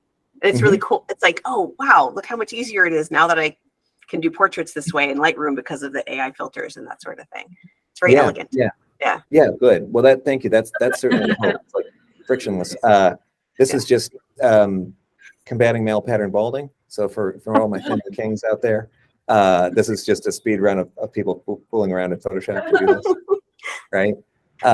In fact, it's thanks to male pattern balding that we actually got some of the selection tools and Refine Edge back in the day. One of the engineers was like, he still had some wisps he wanted to preserve, so he came up with like a hair segmentation algorithm just for his own use. So yeah, let me hit that. I also want to just bring bring up this interesting technology, which also brings up kind of this ethical conversation that I'd love to get a little bit of feedback on. So you might have seen there's ways to custom train a model just by giving it a bunch of different examples. So around the end of last year, Lensa, which is pre-existing app, blew up because they had this feature where you could like make AI selfies. And it's like, oh, in fact, Kyle in particular was doing a whole fun project, images of himself and different treatments. And so Lensa was like, hey, upload five selfies, give us 10 minutes, come back, and we'll give you like 200 pictures of yourself in different artistic treatments, which is cool. There's some progress being made by folks here, and then actually my old Google team, which is fun, kind of connecting people.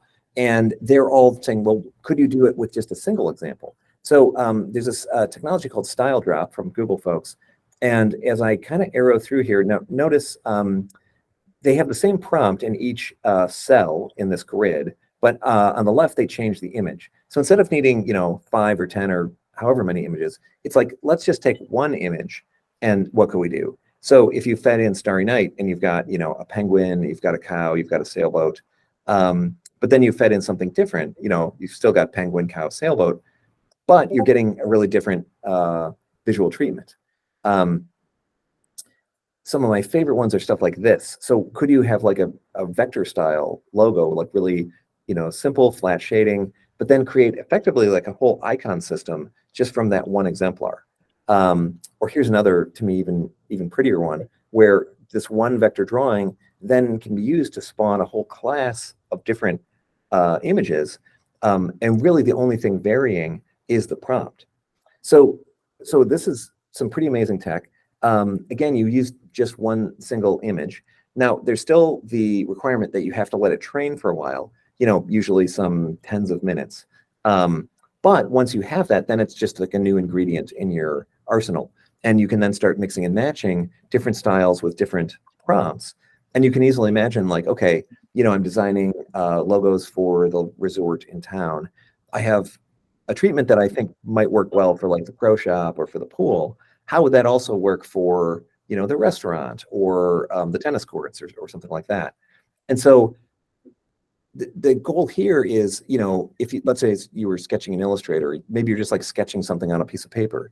Could you like take a photo of that with your phone, feed that into the system, have the sketch turned into more, a vector style treatment? Then riffing on that, you've, perfected it, gotten it looking good. Can you then extend that concept forward across different subject matter? Or, could you potentially start mixing and matching like a different style somebody else had shared with these different, like geometric treatments that you would give it? That to me is the kind of like weird combinatoric alchemy that I think maybe I could think of it, but without knowing it's even possible, it's like, well, sure, whatever. And, I'd like a jetpack as well. But like, this is actually like near-term jetpacks. Let me show you a cool treatment here. So obviously these are all creating imagery, but even doing things like type gets possible. By the way, also with 3D, so these are not like generative 3D per se. That's its own class of crazy amount of work. But here you're getting a 3D approximation just from one 3D style render. And then what I'm trying to get to is the type stuff. Maybe it's not in here, or maybe I think they've extended the set of images beyond what I'd seen. But somewhere in here, they show, just sort of like different like typographical synthesis, all from the single exemplar, which could be pretty wild. Did I hear hand go up? I don't know if that was what that little sound effect was, but if not, no biggie. I'll just keep going. So one thing I always get like a ridiculous kick out of is just seeing like multiple trending topics that have nothing to do with each other, but like which seem sort of funny in juxtaposition. So this was a bit back. It was Keanu Reeves, Peter Thiel, and Chernobyl. And I was like, oh, let me feed that into Midjourney. I didn't feed it into Firefly because by design, our training set is limited. Although what I think is interesting is potentially in the future, you could bring your own assets and, bring in concepts that you would want to, augment the system with. But anyway, so Keanu, Peter Thiel, Chernobyl, I feed it in and it's like, oh, I don't know if that's really Peter Thiel. That's definitely Keanu looking, and it definitely looks to me like Chernobyl. And then like, what else could I do? It's like, oh, it was for some reason DeepMind, McGriddle, Iron Lung. This one I did feed into Firefly because I figure, okay, maybe know what the heck those are. And then it was Cocaine Shark and Bill Hader. So great. How about Bill Hader writing on cocaine sharks? You know, you didn't know you needed that in your life, but maybe you did. It was Wes Anderson's Satanic Temple and TJ Maxx. So I was like, great, let's see what that looks like. And it's like, yeah, that sounds right. It's like a, you know, what kind of more of a Christian Bale look, but you know, got this this dandy gentleman with Satanism in like crappy department store lighting. I think I had one more. Oh, and then this one. So it was Ice Cube and UFOs. I was like, sure, that's actually pretty cool. And I specified the rapper Ice Cube, so I didn't get actual ice cubes.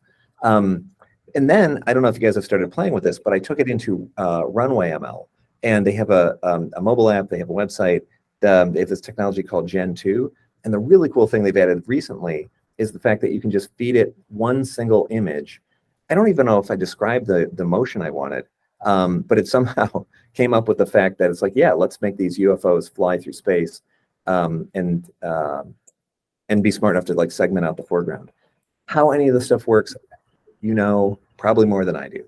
But again, it's amazing that I was able to synthesize these with Midjourney and drop them in here and then get this video clip.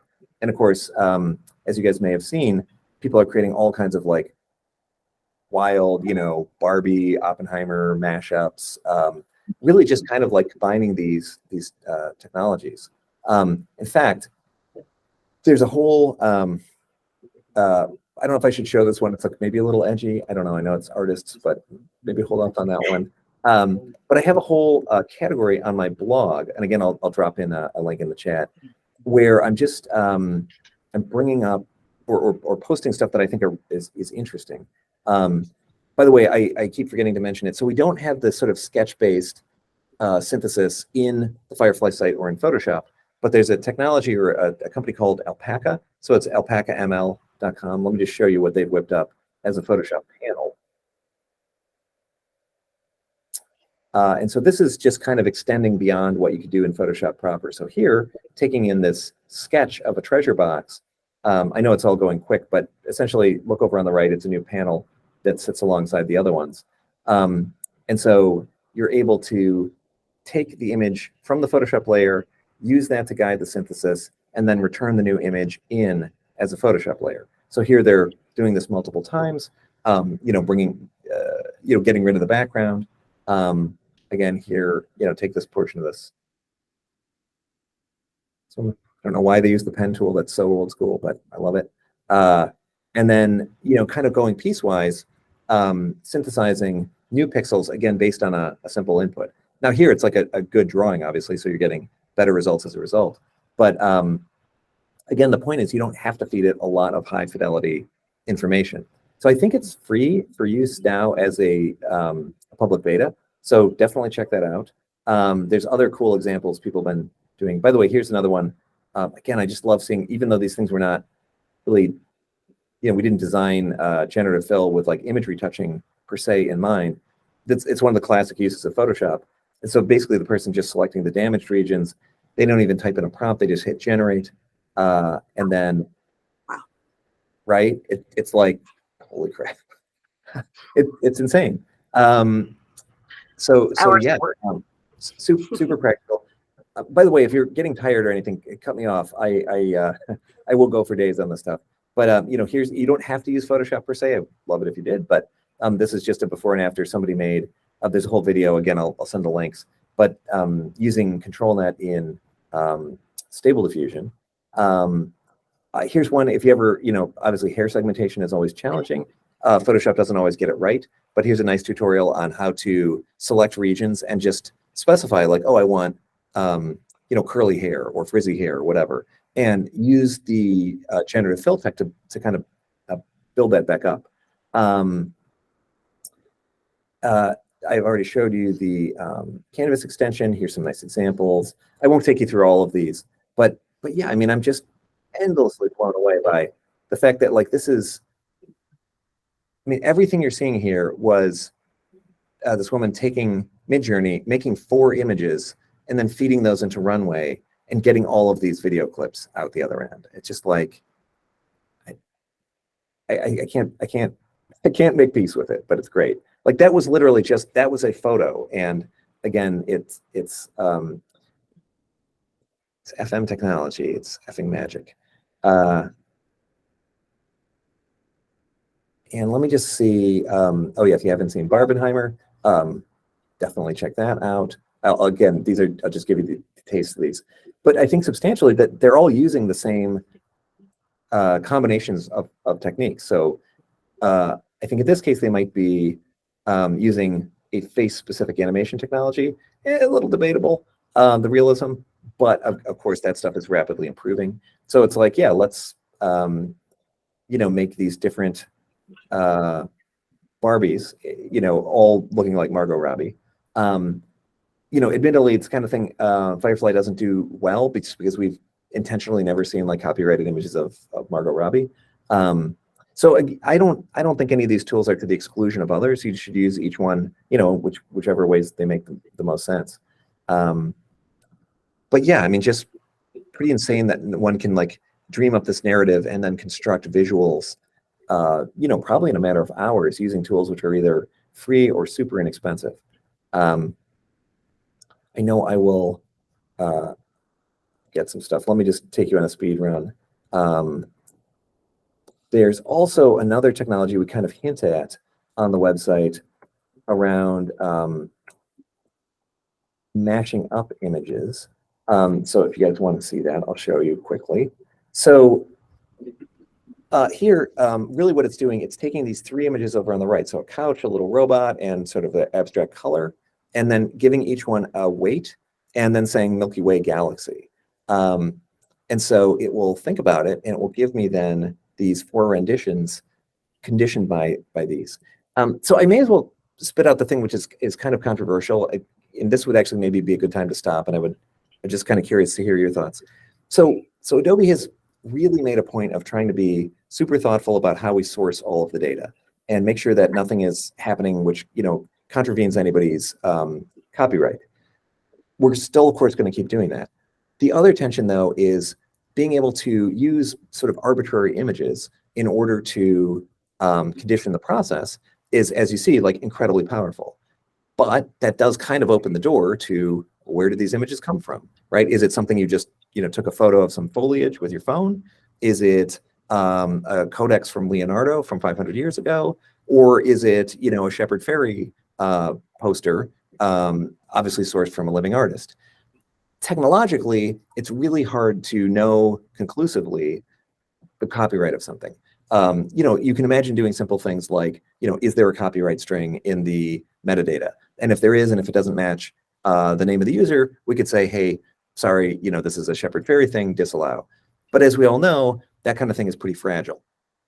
Even for unintended reasons, it'd be really easy just to like, copy the image, not preserve the copyright, put it into the system.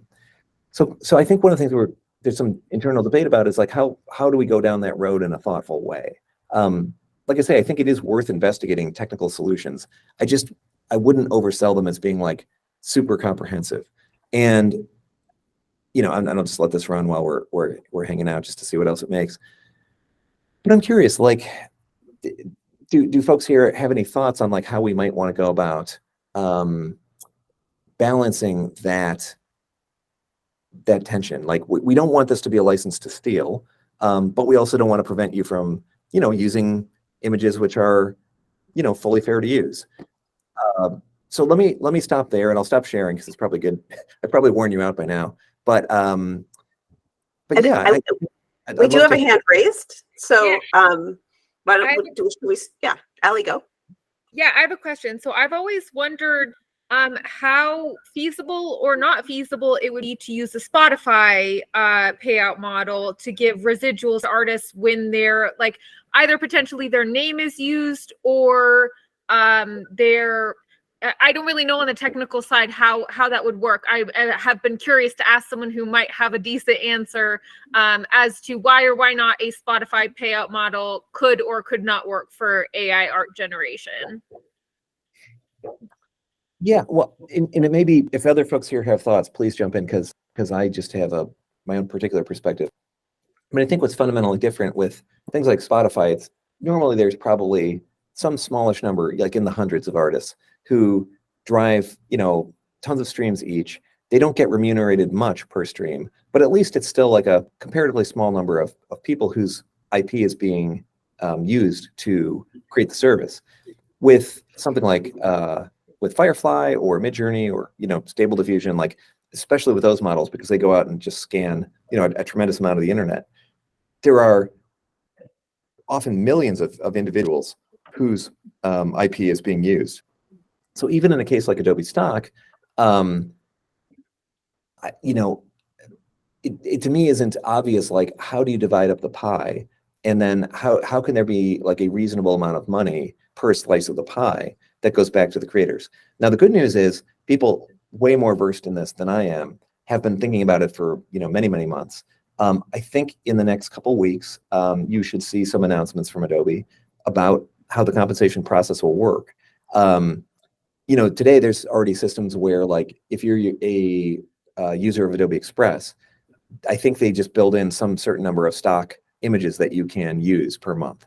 And there might be some analogous way to, have a pool of money which is allocated to stock contributors, based on usage. But to me, it is intrinsically harder, because it's sort of like, if there are 360 million photos in the corpus, and let's say you're on the high end, you contributed 100 of those, it's all obviously still a tiny fragment of what's getting used to produce a given piece of art. So, So in my experience with Midjourney, and I think this is part of why Midjourney is in some legal trouble for this, and I presume that Adobe is not going down this road.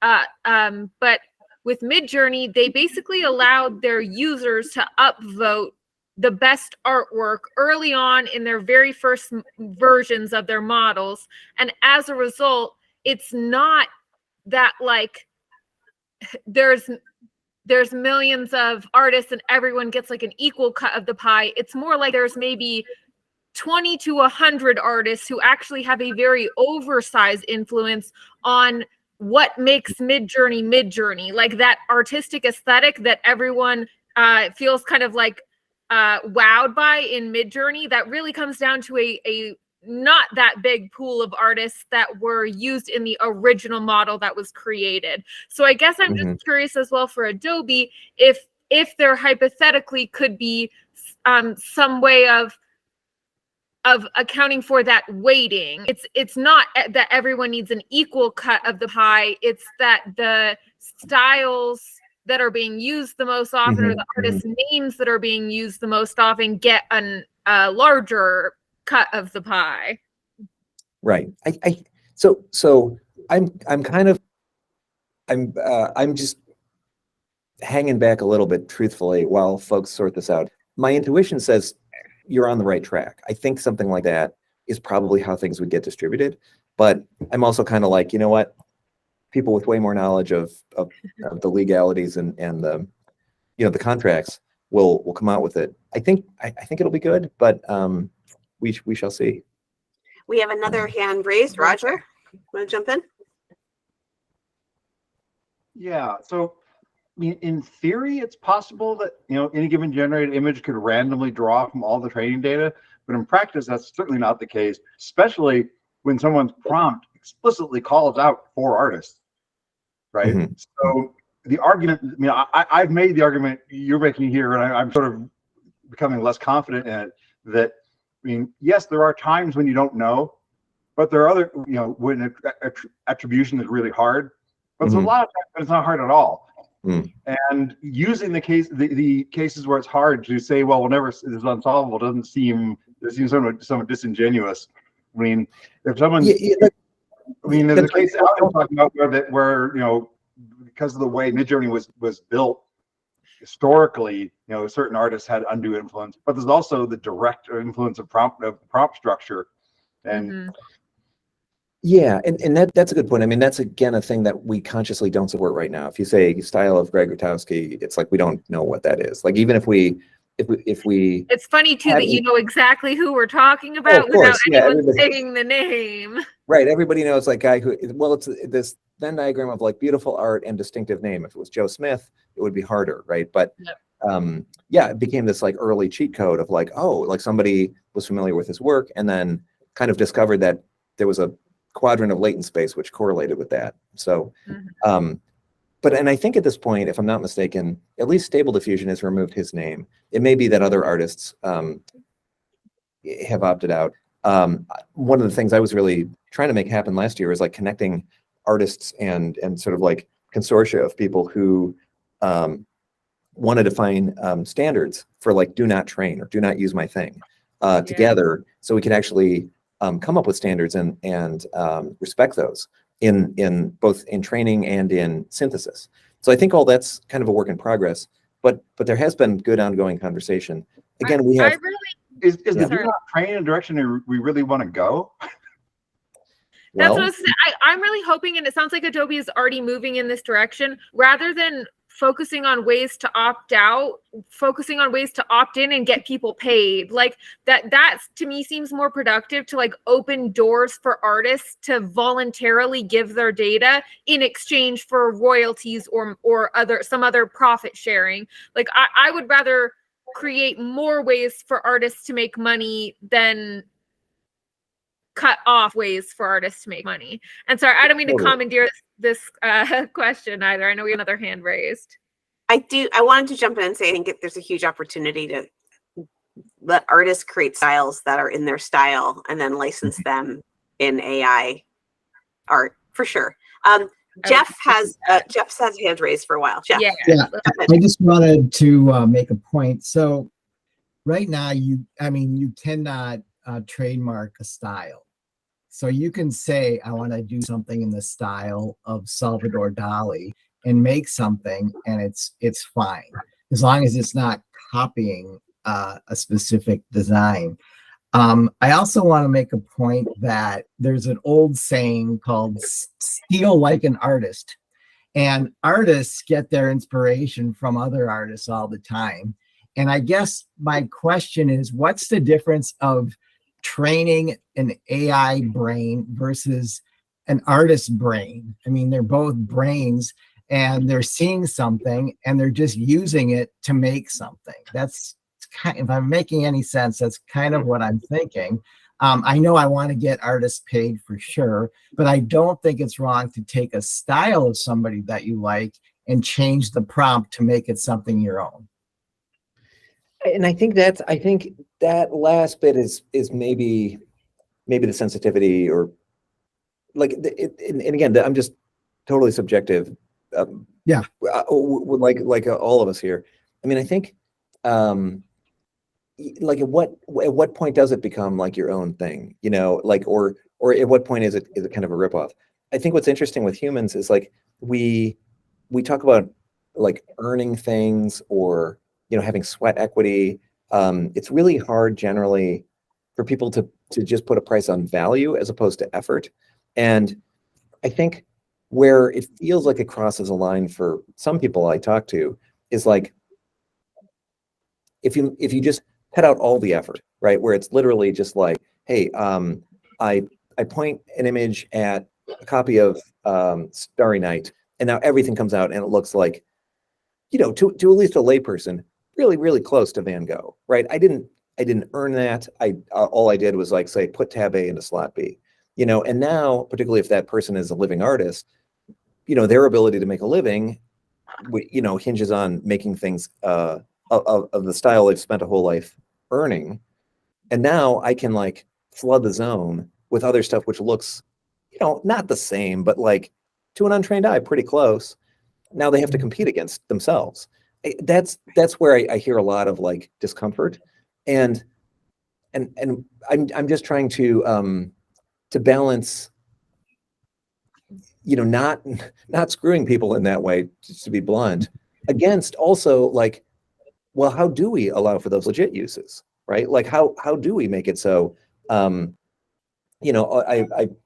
was in the antique store where my son was working this year. I saw, some like beautiful hand lettered tins for sale. and it's like, okay, this is from some long dead person. It's just a visual idiom.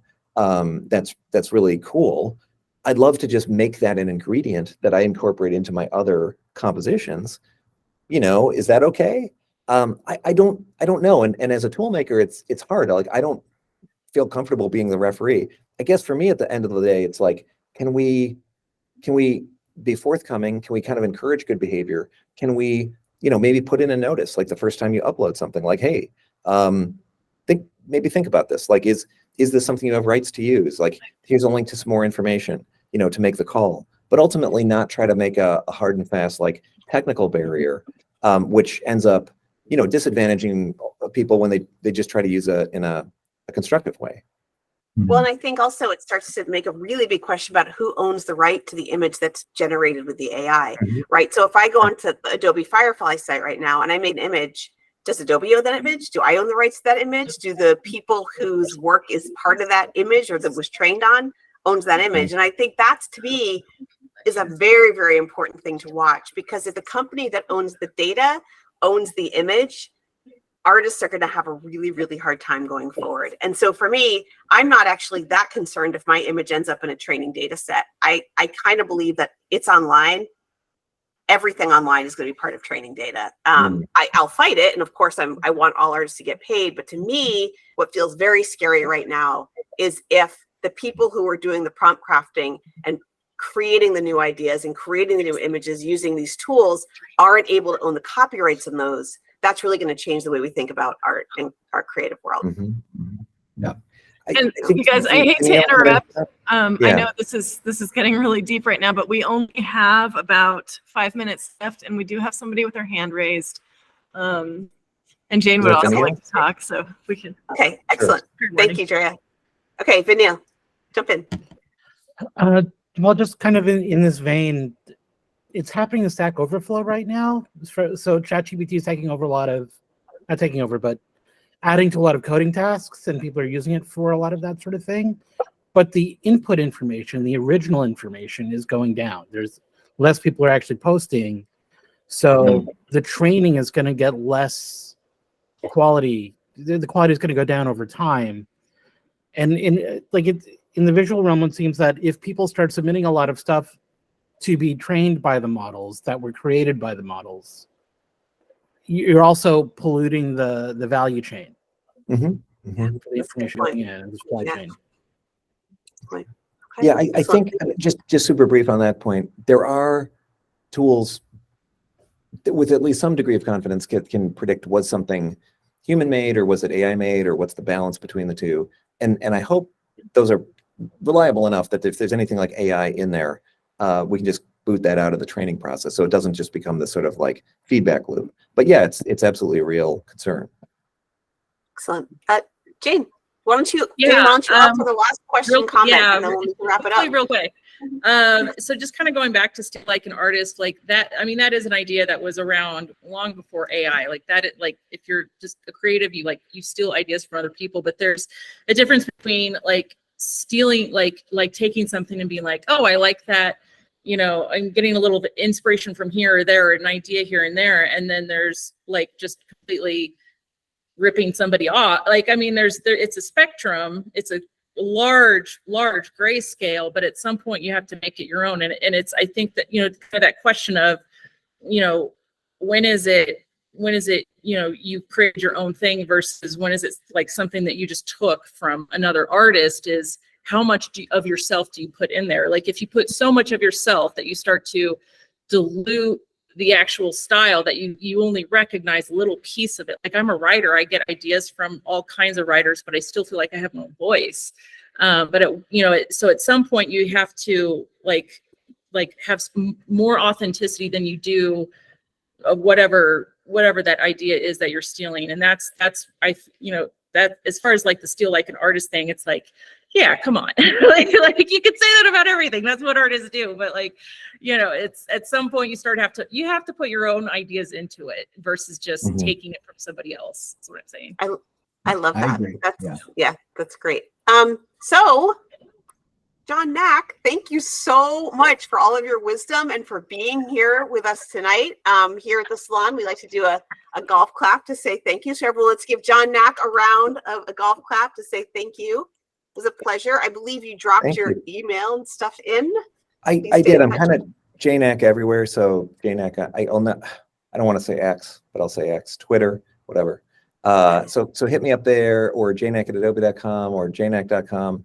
And yeah, like I say, I'll find a way to just share some of the links to the specific things I showed if you guys want to check them out. Okay, And, excellent. and I can leave the chat open a little bit longer if you want to drop them in there and people can grab yeah, them. and I'd love to. Yeah, let's keep in touch. I mean, if there's any value I provide to Adobe and or the world, besides like my kids and wife, it's trying to make these connections stronger. So the engineers can hear directly the kind of things that are on your mind, and then I'll show you what they came up with. So yeah, Excellent. let's keep in touch. Awesome. Thank you Thank so you much, so much. John Nack. And thank For you sure. everyone tonight for coming to the salon. Please join us on Discord, find us on LinkedIn, and we will see you in 2 more weeks. I'm going to leave the room open for a little bit with the comments so John, if you want to drop those in, people can grab them before they head out. Thank you so much. Okay. Have a good night. All right, Thank thanks, you, Drea, everybody. for co-hosting. Bye. Bye. Bye. Just gonna unplug this. That's how we say goodbye, I guess.